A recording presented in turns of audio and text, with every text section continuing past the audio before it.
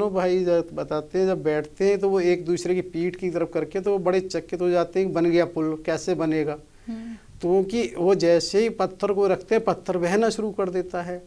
तो उनको आभास होता है ये तो हम निमित्त मात्र हैं, केवल ये तो प्रभु कृपा से ही पुल बनेगा। और वो प्रभु का स्मरण करते हैं और ऐसा आता है कि उन्हें ये कहीं से आभास होता है। वो क्या करते हैं कि एक पत्थर पर नाखून से रा लिखते हैं और दूसरे पत्थर पर माँ लिखते हैं और दोनों को पास रखते हैं। राम जैसे लिखा और वो पत्थर आपस में जुड़ते चले जाते हैं। तो इस चीज़ का ये महत्वपूर्ण बहुत हो जाता है कि प्रभु साथ साथ सबको ये भी आभास करा देते हैं कि जो कुछ वास्तव में है वो निमित्त है। आदमी कहीं कुछ भी नहीं हुआ है। वहाँ भी हनुमान जी के समय जैसे लोमेश ऋषि के उसमें जिक्र आया था कि जब उन्होंने कहा कि बस ये निमित्त मात्र प्रभु को किसके माध्यम से कुछ कराना है। वास्तव में जो कुछ होता है और हो रहा है होगा वो होता प्रभु की लीला और कृपा के द्वारा ही है।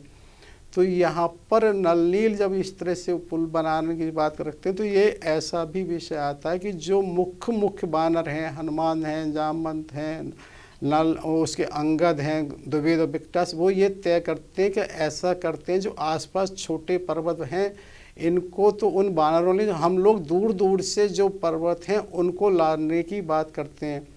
और इस तरह से जिक्र आता है कि ये फिर इस तरह से पुल का निर्माण शुरू हो जाता है। सब लोग उसको अपने अपने हिसाब से पत्थरों को लाते हैं और वो शुरू होता है। और ऐसा भी विषय आता है कि पहले दिन 20 योजन बना है, फिर दूसरे क्योंकि थोड़ा देर से कार्य शुरू हुआ और तरीका भी समझ में आना था, फिर 20 योजन दूसरे दिन, तीसरे दिन 21, फिर 22, फिर 23। इस तरह से कह रहे चाहिए कि 5 दिन में पूरा 100 योजन पुल बनता है। और ये महत्वपूर्ण इसलिए और अधिक हो जाता है क्योंकि ये देखिए ना कि 100 योजन लंबा है और कहते हैं 10 योजन और 1 योजन में करीब 12-13 किलोमीटर हैं।